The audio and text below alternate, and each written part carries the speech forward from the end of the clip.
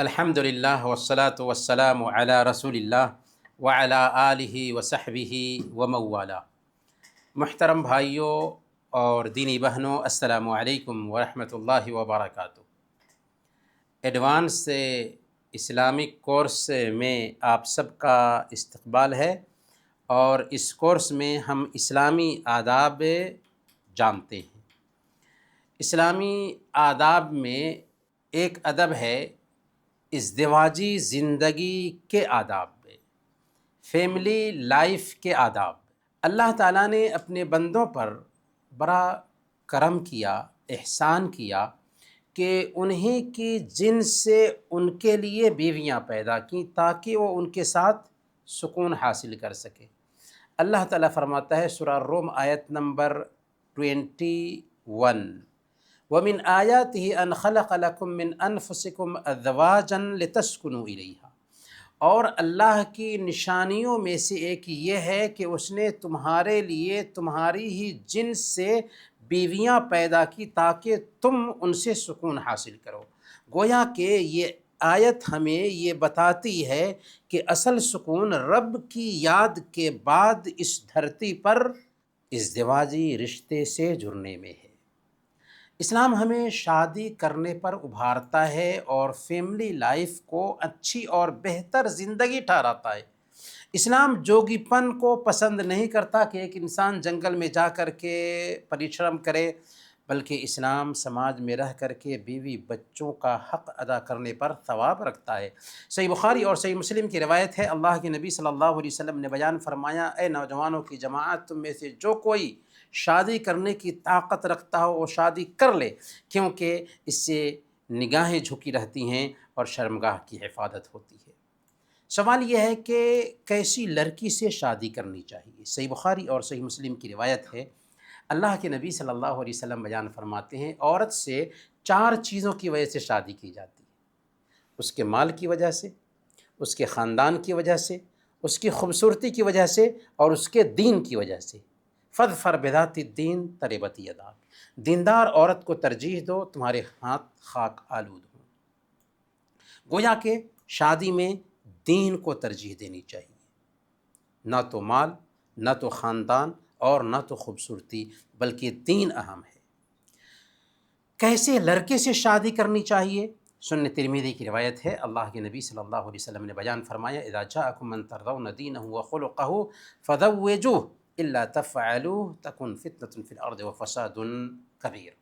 اگر تمہارے پاس ایسے لڑکے کا رشتہ آئے جس کی دینداری اور اس کے اخلاق سے تم رضامند ہو، جس کی دینداری اور اخلاق تمہیں پسند ہے، تو اس سے اپنی بیٹی کی شادی کر دو۔ اگر ایسا نہیں کرو گے تو زمین میں فتنہ پیدا ہوگا اور بڑا فساد مچے گا۔ تو اصل دینداری ہے، دیندار لڑکا مل جاتا ہے، رشتہ کر دینا چاہیے، اسی میں بہتری ہوتی ہے، اسی میں خیر ہوتا ہے۔ شادی کے بعد رشتہ کو بہتر طریقے سے گزارنے کی کوشش ہونی چاہیے، اور اسلام ہمیں وہ ٹولز دیتا ہے، وہ ٹیکنیک بتاتا ہے کہ اگر ہم اسلامی تعلیمات کو فیملی لائف میں جگہ دیں تو ہماری فیملی زندگی خوشگوار گزرے، بلکہ جنت نظیر گزرے۔ اللہ تعالیٰ نے مرد کا مزاج الگ رکھا ہے اور عورت کا مزاج الگ رکھا ہے۔ مرد کے مزاج میں اختلاف ہوتا ہے، تو یہاں تو مرد اور عورت کا تعلق بن رہا، تو اختلاف تو ہو سکتا ہے، لیکن میاں بیوی دونوں کو ایک دوسرے کے ساتھ درگزر کا معاملہ کرنا چاہیے، ممکن حد تک ایک دوسرے کی غلطیوں کو معاف کرنا چاہیے اور چشم پوشی سے کام لینا چاہیے۔ شوہر بیوی دونوں ایک دوسرے کے لیے امانت بن جائیں، ایک دوسرے کے راز کی حفاظت کریں، آپس میں محبت اور رحم دلی کا معاملہ کریں، دونوں ایک دوسرے کے دکھ درد میں شریک ہو جائیں۔ شوہر بیوی دونوں ایک دوسرے پر بالکلی یا پورے طور پر اعتماد کریں۔ شک اور ڈاؤٹ کو فیملی لائف میں جگہ نہیں ملنی چاہیے، اور دونوں ایک دوسرے کے حقوق ادا کریں، ایک دوسرے کے تئیں فرائض کا خیال رکھیں، کیونکہ اللہ فرماتا ہے وَلَهُنَّ مِثْلُ الَّذِي عَلَيْهِنَّ بِالْمَعْرُوفِ، اور ان عورتوں کے لیے ویسے ہی حقوق ہیں جیسے ان پر ذمہ داریاں ہیں، معروف کے ساتھ، دستور کے مطابق۔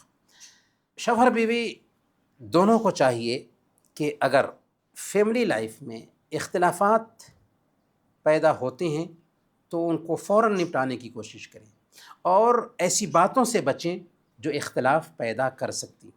کتنے ہی گھر اور کتنے ہی رشتے چھوٹی چھوٹی بات کو لے کر کے ٹوٹ گئے، خراب ہو گئے، یا ان میں سرد مہری آ گئی، حالانکہ ان چھوٹی سی باتوں کو اگر سمجھا جاتا اور ان کو نظر انداز کیا جاتا اور بہتر معاملہ کرنے کی کوشش کی جاتی تو کوئی مسئلہ پیدا نہیں ہو سکتا تھا۔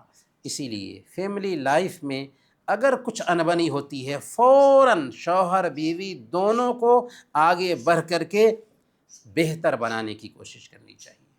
شوہر بیوی دونوں ایک دوسرے کے لیے زینت اختیار کریں۔ اللہ کے رسول صلی اللہ علیہ وسلم ہم سب کے آئیڈیل ہیں۔ جب اللہ کے نبی صلی اللہ علیہ وسلم گھر میں داخل ہوتے تھے نا، تو ماں عائشہ صدیقہ رضی اللہ تعالی عنہ سے مسلم کی روایت کے مطابق بیان فرماتی ہیں کہ سب سے پہلا کام یہ ہوتا تھا کہ آپ مسواک کرتے تھے۔ شوہر بیوی ایک دوسرے کے لیے زینت اختیار کرے، یہاں تک کہ شوہر بھی بیوی کے لیے زینت اختیار کرے اور بیوی شوہر کے لیے زینت اختیار کرے۔ حضرت عبداللہ بن عباس رضی اللہ عنہما بیان فرماتے ہیں کہ انی احب ان اتزین للمرأة کما احب ان تتزین لی، میں چاہتا ہوں کہ میں اپنی بیوی کے لیے زینت اختیار کروں جیسے میری پسند ہے کہ میری بیوی میرے لیے زینت اختیار کرے۔ تو صرف ایسا نہیں ہے کہ بیوی کو ہی زینت اختیار کرنی چاہیے، بلکہ شوہر کو بھی زینت اختیار کرنی چاہیے اپنی بیوی کے لیے۔ تو کتنے شوہر اور بیوی اس معاملے میں کوتاہی کرتے ہیں جس کی وجہ سے فیملی لائف میں سرد مہری آ جاتی ہے، فیملی لائف میں کھٹاس آنے لگتا ہے اور دھیرے دھیرے یہ رشتہ کمزور ہونے لگتا ہے۔ لیکن یہ بات نوٹ کیجیے، زینت اختیار کرنے کے نام پر شریعت کی مخالفت نہیں ہو سکتی۔ شریعت کی مخالفت سے ہمیں بچنا ہے زینت اختیار کرنے کے نام سے۔ کچھ عورتیں زینت کے شوق میں اپنے بھاؤں کے بالوں کو نوچ کر کمان کے جیسے یا ہلال کے جیسے بنا لیتی ہیں اور اس کو کالا کر لیتی ہیں بال کو نوچ کر کے۔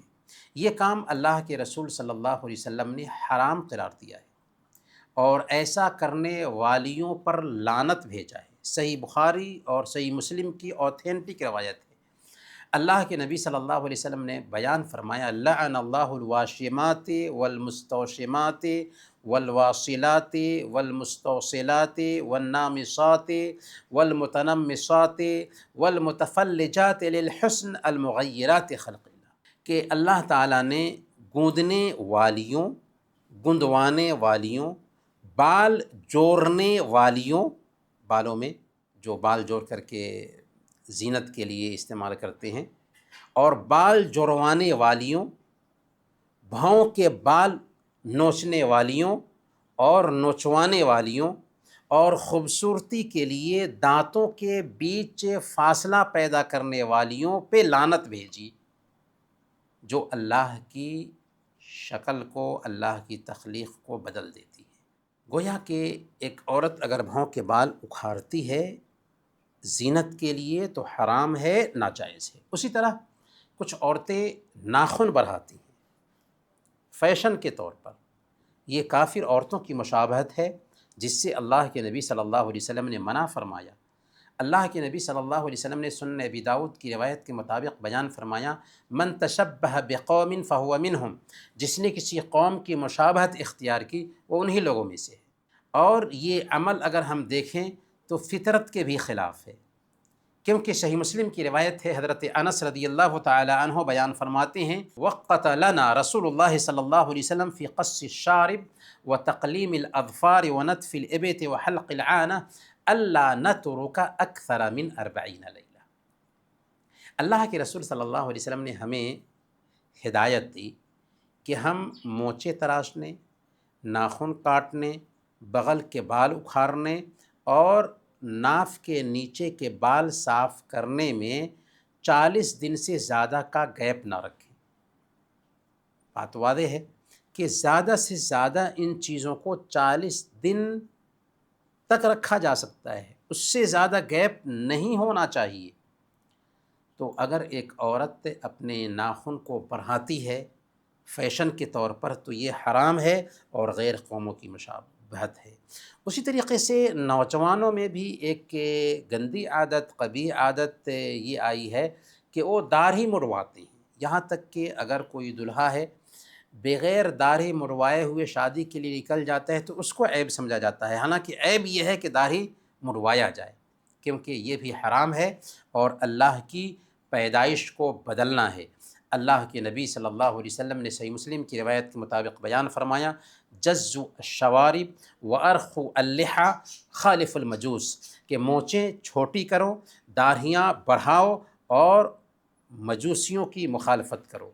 اور اس میں ایک عورت کی بھی مشابہت ہوتی ہے کہ اللہ تعالیٰ نے عورتوں کو داڑھی نہیں دیا، مرد کے لیے مردانگی اس میں ہے کہ وہ داڑھی رکھے، اور داڑھی حلق کرنا دراصل عورتوں کی مشابہت ہے، اور اللہ کے نبی صلی اللہ علیہ وسلم نے عورتوں کی مشابہت اختیار کرنے سے منع کیا۔ صحیح بخاری کی روایت ہے، لعن رسول اللہ صلی اللہ علیہ وسلم المتشبہین من الرجال بالنساء، کہ اللہ کے نبی صلی اللہ علیہ وسلم نے ان مردوں پر لعنت بھیجی جو عورتوں کی مشابہت اختیار کرتے۔ بیوی کا شوہر پر یہ حق ہے کہ شوہر اس کے خرچہ کا انتظام کرے، اس کے نان و نفقہ کا انتظام کرے، اس کی رہائش کا انتظام کرے، اور اس کو دین بھی سکھائے، کیونکہ دین سکھانا شوہر پر ضروری ہے۔ اللہ تعالیٰ فرماتا ہے، یا ایھا الذین آمنوا قوا انفسکم واہلیکم نارا، اے ایمان والو اپنے آپ کو اور اپنے گھر والوں کو جہنم کی آگ سے بچاؤ۔ بیوی کو اسلام سکھانا شوہر کی ذمہ داری۔ یہ اچھی بات ہے کہ اگر بیوی اپنے میکے سے، اپنے ماں باپ سے دین سیکھ کر آئی تھی تو اپنے بچوں کی دینی تربیت کر پائے گی، اپنے شوہر کا خیال رکھے گی۔ لیکن اگر ایسا کچھ نہیں تھا تو شوہر کی بھی ذمہ داری بنتی ہے کہ اپنی بیوی کو دین سکھانے کا اہتمام کرے، چاہے جس طریقے سے بھی ہو۔ اگر ایک شوہر اس حوالے سے کوتاہی کرتا ہے تو اللہ کے پاس جواب دہ ہوگا، اور اللہ کے نبی صلی اللہ علیہ وسلم صحیح بخاری اور صحیح مسلم کی روایت کے مطابق بیان فرماتے ہیں، ما من عبد یسترعیہ اللہ رعیۃ یموت یوم یموت وہو غاش لرعیتہ الا حرم اللہ علیہ الجنہ۔ جو کوئی بندہ جسے اللہ کسی رعایا کا نگراں بناتا اور وہ اس حالت میں وفات پاتا ہے کہ اپنی رعیت کے ساتھ، اپنے ماتحت کے ساتھ وہ دھوکہ کا معاملہ کر رہا تھا، تو اللہ تعالیٰ نے ایسے انسان پر جنت حرام ٹھہرایا ہے۔ تو گویا کہ ہماری اولاد، ہماری فیملی، ہمارے گھر کے افراد اگر دین سے محروم ہیں تو یاد رکھیں یہ خیانت ہے، اور کل قیامت کے دن اللہ تعالیٰ ہم سے پوچھے گا، بلکہ اللہ کے نبی صلی اللہ علیہ وسلم نے کہا کہ ہمیں اگر کوتاہی کی تو جنت سے محروم کر دیا جائے گا۔ تو یہ بہت اہم بات ہے جس کی طرف ہمیں دھیان دینا چاہیے۔ عورت کو پردے کا اہتمام کرنے کی بھی تاکید کرنی چاہیے، اور اچھے طریقے سے عورتوں کے ساتھ نباہ کرنا چاہیے۔ ہم نے ابھی کہا کہ اللہ تعالیٰ نے مرد اور عورت دونوں کی طبیعت میں اختلاف رکھا ہے۔ مرد کی طبیعت میں اختلاف ہوتا ہے تو یہاں تو اور زیادہ اختلاف ہوگا، اسی لیے اللہ تعالیٰ نے قاعدہ دیا سورہ النساء آیت نمبر 19 میں کہ وَعَاشِرُهُنَّ بِالْمَعْرُوفِ فَإِنْ كَرِهْتُمُوهُنَّ فَعَسَىٰ أَن تَكْرَهُوا شَيْئًا وَيَجْعَلَ اللَّهُ فِيهِ خَيْرًا كَثِيرًا، کہ ان عورتوں کے ساتھ بھلے طریقے سے زندگی بسر کرو۔ اگر تمہیں کوئی عادت ان کی پسند نہ ہونا تو ایک چیز تمہیں پسند نہیں ہے مگر اللہ نے اسی میں بہتری رکھی ہوگی۔ اللہ رب العالمین نے اس آیت میں دراصل ایک شوہر کو سمجھایا ہے کہ بیوی کی کمی پہ دھیان مت دو، بیوی کی خوبیوں پہ نظر رکھو، اور ہر انسان کے اندر کمی ہوتی ہے اور اچھائی بھی ہوتی ہے۔ اگر کسی کی کمی پر دھیان دیں گے نا تو وہ کمیوں کا پتلا بن جاتا ہے، اور یہ بہت پتے کی بات اللہ تعالیٰ نے سمجھائی ہے، اور اللہ کے نبی صلی اللہ علیہ وسلم بھی اسی انداز میں سمجھاتے ہیں۔ صحیح مسلم کی یہ روایت ہے، لا یفرق مؤمن مؤمنۃ ان کرہ منہا خلقا رضی منہا آخر، کہ کوئی مومن اپنی مومنہ بیوی سے نفرت نہ کرے۔ اگر اس کی کوئی ایک عادت اس کو پسند نہیں ہے تو بہت ساری ایسی خصلتیں ہیں جو اس کو پسند ہوں گی۔ تو قاعدہ کیا ہوا؟ قاعدہ یہ ہے کہ بیوی کی خوبی پر دھیان دیں، خامیوں کو نظر انداز کریں۔ اگر خوبیوں پر دھیان دیں گے، خامیوں کو نظر انداز کریں گے تو رشتہ اچھا رہے گا، رشتہ بنا رہے گا اور رشتہ صحیح چلے گا۔ اور ایک قاعدہ ہے کہ اللہ تعالیٰ نے عورت کو جذباتیت کے ساتھ پیدا کیا ہے، عورت میں نزاکت رکھی ہے، اور عورت کی یہ جو نزاکت ہے یہ اس کی خوبی ہے، کمی نہیں۔ عورت میں جو ٹیڑھاپن ہے یہ اس کی خوبی ہے، کمی نہیں۔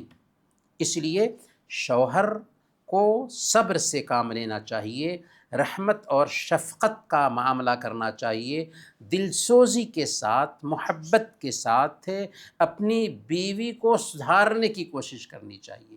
ذرا دیکھیے نا، اللہ کے نبی صلی اللہ علیہ وسلم کس انداز میں ہمیں سمجھاتے ہیں۔ صحیح بخاری اور صحیح مسلم کی روایت ہے، پیارے نبی صلی اللہ علیہ وسلم فرماتے ہیں استوصوا بالنساء خیراً، عورتوں کے ساتھ اچھا برتاؤ کیا کرو، فإنہن خلقن من ضلع، اس لیے کہ عورت پسلی سے پیدا کی گئی ہے، وإن أعوج شيء في الضلع أعلاه، اور پسلیوں میں سب سے زیادہ اوپر کا حصہ جو ہے نا وہ ٹیڑھا ہوتا ہے، فإن ذهبت تقيمه كسرته، اگر اس کو سیدھا کرنا چاہو گے نا تو وہ ٹوٹ جائے گی، وإن تركته لم يزل أعوج، اور اگر اس کو چھوڑ دو گے تو اس میں کجی رہے گی۔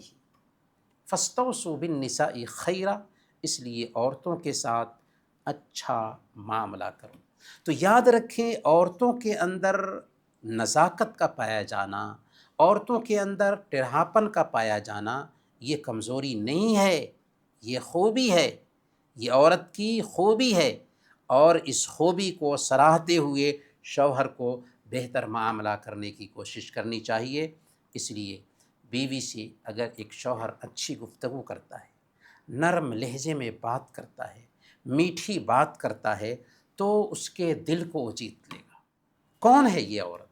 وہ عورت ہے جو اپنے گھر کو چھوڑی ہے، جو اپنے ماں باپ کو چھوڑی ہے، جو آپ کے بچوں کی تربیت کرتی ہے، جو آپ کے لیے کھانا بناتی ہے، جو آپ کے گھر کو صاف رکھتی ہے، جو آپ کے کپڑے دھلتی ہے، جو ہر وقت آپ کے گھر کی سجاوٹ اور بناوٹ میں لگی رہتی ہے، اس کے بدلے آپ سے کچھ نہیں لیتی، فری میں سروس کرتی ہے۔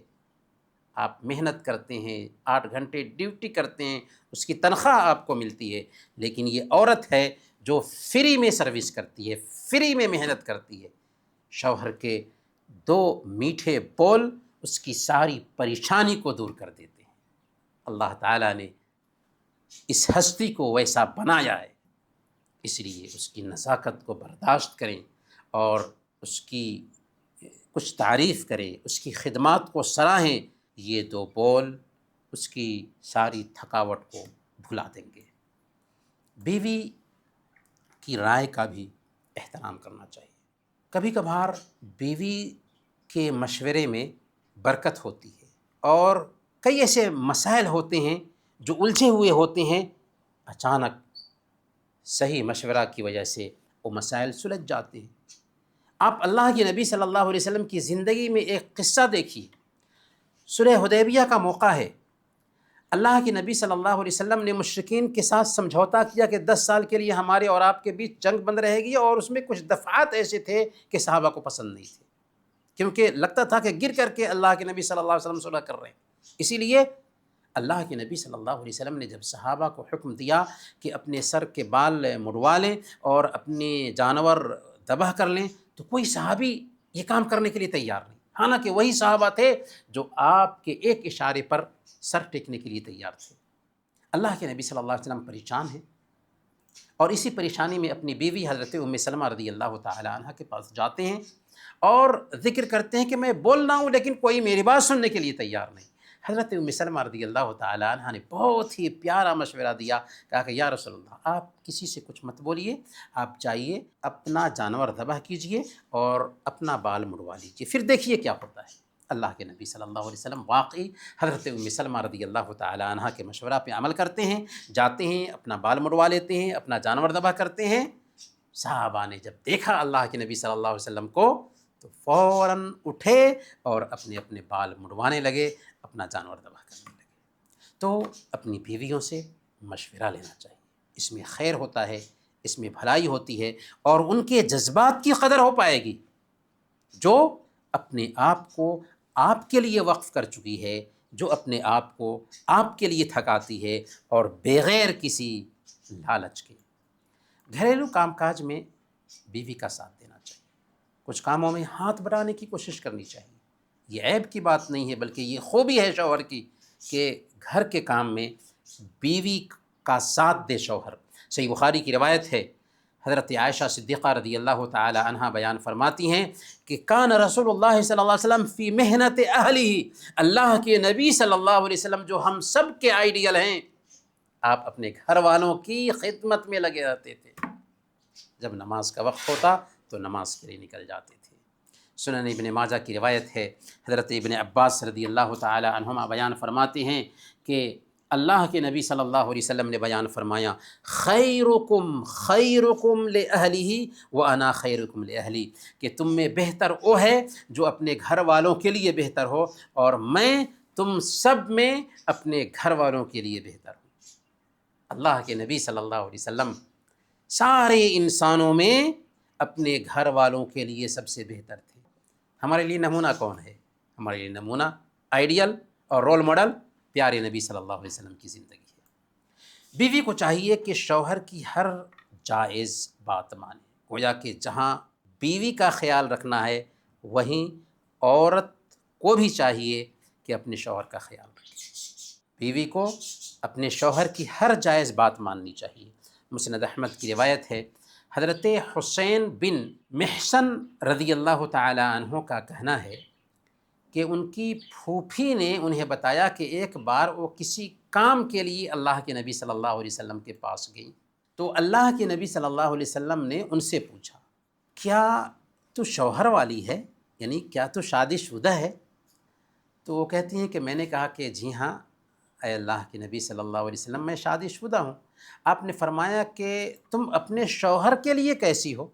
تو میں نے کہا کہ میں کسی بھی معاملے میں اس کی نافرمانی نہیں کرتی سوائے اس کے کہ کوئی کام میری طاقت سے باہر ہو، یعنی ہر معاملے میں ان کی بات مانتی ہوں، ہاں اگر کوئی ایسا کام ہوا جو میری طاقت سے باہر ہو تو بات الگ ہے۔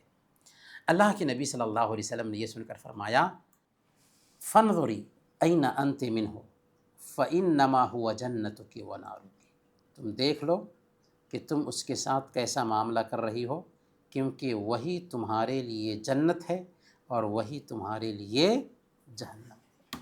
بہت اہم بات اللہ کے نبی صلی اللہ علیہ وسلم نے اس حدیث میں سمجھائی ایک بیوی کو کہ شوہر کی ہر بات جو جائز ہو، شریعت کے خلاف نہ ہو، ماننا چاہیے۔ صحیح بخاری اور صحیح مسلم کی روایت ہے، اللہ کے نبی صلی اللہ علیہ وسلم نے بیان فرمایا، اذا دعا الرجل امرأته الى فراشه فابت فبات غضبان علیها لعنتها الملائکۃ حتی تصبح، کہ جب ایک مرد اپنی بیوی کو اپنے بستر پر بلائے اور وہ نہ جائے اور شوہر ناراضگی کی حالت میں رات گزار دے تو فرشتے اس عورت پر صبح تک لعنت بھیجتے رہتے ہیں۔ کتنی سخت بات کہی ہے اللہ کے نبی صلی اللہ علیہ وسلم نے۔ کیوں ایسا ہے؟ اس لیے کہ شوہر بیوی کے مزاج میں یکسانیت آئے۔ شوہر کو اپنی بیوی کی ضرورت ہے تو شوہر کی بات ماننی چاہیے، اگر بات نہیں مانتے ہیں تو اختلافات وہیں سے شروع ہوتے ہیں اور پھر شیطان جو ہے نا راستہ بنانے لگتا ہے اختلاف کے لیے۔ بلکہ اللہ کے نبی صلی اللہ علیہ وسلم سنن ترمذی کی روایت کے مطابق بیان فرماتے ہیں کہ اذا دعا الرجل زوجته لحاجته فلتأته وإن كانت على التنور، اگر ایک آدمی اپنی بیوی کو ضرورت کے لیے بلائے تو اسے آنا چاہیے، چاہے وہ چولہے پر روٹی کیوں نہ بنا رہی ہو۔ اللہ کے نبی صلی اللہ علیہ وسلم سنن ابن ماجہ کی روایت کے مطابق بیان فرماتے ہیں لو كنت امر احدا ان يسجد لاحد لامرت المرأة ان تسجد لزوجها، اگر میں کسی کو حکم دیتا کہ کسی دوسرے کو سجدہ کرے تو ایک عورت کو حکم دیتا کہ وہ اپنے شوہر کو سجدہ کرے۔ لیکن اسلام میں کسی کے لیے جائز نہیں کہ کسی دوسرے کو سجدہ کرے، لیکن اگر اجازت ہوتی تو شوہر کا جو حق ہے اس حق کی بنیاد پر ایک عورت کو اجازت ہوتی کہ وہ اپنے شوہر کو سجدہ کرے۔ سنن ترمذی کی روایت ہے، حضرت معاذ بن جبل رضی اللہ تعالیٰ عنہ بیان فرماتے ہیں کہ اللہ کے نبی صلی اللہ علیہ وسلم نے بیان فرمایا لا تؤذی امرأة زوجها فی الدنیا الا قالت زوجته من الحور العین۔ جب ایک عورت اپنے شوہر کو دنیا میں تکلیف دیتی ہے تو جنت کی حوروں میں سے اس کی حور بیوی کہتی ہے، کیا کہتی ہے؟ لا تؤذیہ قاتلک اللہ، اللہ تجھے تباہ کرے، اس شخص کو تکلیف مت دو، فإنما هو عندک دخیل یوشک ان یفارقک الینا، یہ تو تمہارے پاس مہمان ہے، ان قریب تجھے چھوڑ کر ہمارے پاس آنے والا ہے۔ تو ایک اگر دیندار شوہر ہے، اس کی بیوی اس کو تکلیف دیتی ہے، پریشان کرتی ہے، تو اس دیندار شوہر کی جو حور بیوی ہے وہ بد دعا دیتی ہے اس بیوی کو اور کہتی ہے کہ اللہ تجھے برباد کرے، اس شخص کو تکلیف نہ دو، یہ تیرے پاس کچھ دنوں کے لیے مہمان ہے، ان قریب تجھے چھوڑ کر ہمارے پاس آنے والا ہے۔ تو اسی لیے ایک بیوی کو بھی چاہیے کہ اپنے شوہر کا خیال رکھے، کیونکہ وہی اس کے لیے جنت ہے، وہی اس کے لیے جہنم ہے۔ کسی نے اگر ایک سے زیادہ شادی کی ہو تو ان بیویوں کے بیچ رہائش میں، رات گزارنے میں اور نان و نفقہ میں انصاف کرنا ضروری ہے۔ بلکہ اسلامی شریعت نے کسی دوسرے کو اس بات کی اجازت ہی نہیں دی ہے کہ ایک سے زیادہ شادی کرے سوائے اس کے کہ وہ انصاف کر سکتا ہو۔ انصاف کی شرط پر ہی دوسری شادی کرنے کی اجازت ہے۔ اللہ نے فرمایا سورہ النساء آیت نمبر 3 فَإِنْ خِفْتُمْ أَلَّا تَعْدِلُوا فَوَاحِدَةً، اگر تمہیں ڈر ہو کہ دوسری شادی کرنے پر انصاف نہیں کر سکو گے تو دوسری شادی جائز نہیں تیرے لیے۔ سنن ابی داؤد کی روایت ہے، اللہ کے نبی صلی اللہ علیہ وسلم ارشاد فرماتے ہیں من كانت له امرأتان فمال إلى إحداهما جاء يوم القیامت وشقه مائل، جس کے پاس دو بیویاں ہوں اور وہ کسی ایک کی طرف مائل ہو گیا تو قیامت کے دن اس حالت میں آئے گا کہ اس کا ایک سرا گرا ہوا ہوگا۔ میرے بھائیوں اور دینی بہنوں، ازدواجی زندگی کے اسرار کو، ازدواجی زندگی کے رازوں کو بھی دوسروں سے شیئر کرنا نہایت قبیح عادت ہے، گندی عادت ہے، حرام اور ناجائز ہے، چاہے شوہر شیئر کرے چاہے بیوی شیئر کرے۔ صحیح مسلم کی روایت ہے، حضرت ابو سعید خدری رضی اللہ تعالیٰ عنہ بیان فرماتے ہیں کہ اللہ کے نبی صلی اللہ علیہ وسلم نے ارشاد فرمایا ان من اشر الناس عند اللہ منزلۃ یوم القیامۃ الرجل یفضی الی امرأته وتفضی الیہ ثم ینشر سرها، قیامت کے دن اللہ کے ہاں سب سے بدترین مقام اس انسان کا ہوگا، بدترین درجہ اس انسان کا ہوگا جو اپنی بیوی کے پاس اکیلے میں آتا ہے اور بیوی اس کے پاس اکیلے میں آتی ہے اور پھر وہ اپنی بیوی کے راز کو دوسروں کے سامنے بیان کرتا ہے، کھولتا ہے۔ تو گویا کہ شوہر بیوی کا جو راز ہے وہ راز رہنا چاہیے، گھر سے باہر نہیں جانا چاہیے۔ شوہر کے گھر سے بغیر اس کی اجازت کے بیوی نہ نکلے، شوہر سے اجازت لے کر ہی بیوی کو گھر سے نکلنا چاہیے، کیونکہ اللہ تعالیٰ نے مرد اور عورت دونوں میں ایک کو گھر کا ذمہ دار بنایا ہے۔ کسی بھی چیز کا کوئی ذمہ دار نہ ہونا تو وہ چیز صحیح ڈھنگ سے نہیں چلتی ہے۔ تو گھر کو صحیح ڈھنگ سے چلایا جائے اس کے لیے اللہ تعالیٰ نے مرد اور عورت دونوں میں عورت کی بجائے مرد کو یہ ذمہ داری دی ہے۔ اور کیوں یہ ذمہ داری دی ہے؟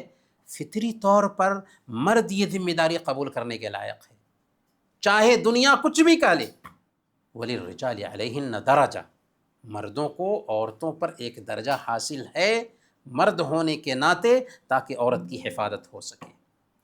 اسی لیے صحیح بخاری اور صحیح مسلم کی روایت ہے، حضرت ابن عمر رضی اللہ عنہما بیان کرتے ہیں کہ اللہ کے نبی صلی اللہ علیہ وسلم نے بیان فرمایا، اذا استأذنکم نساؤکم باللیل الی المسجد فأذنوا لہن، کہ جب تمہاری عورتیں رات میں مسجد جانے کی اجازت طلب کریں تو انہیں اجازت دے دیا کرو۔ گویا کہ اس میں جہاں ایک طرف یہ بات بتائی جا رہی ہے کہ عورتیں اگر نماز کے لیے مسجد جانے کی اجازت طلب کرتی ہیں تو ان کو آپ روک نہیں سکتے، بلکہ اجازت دینا چاہیے۔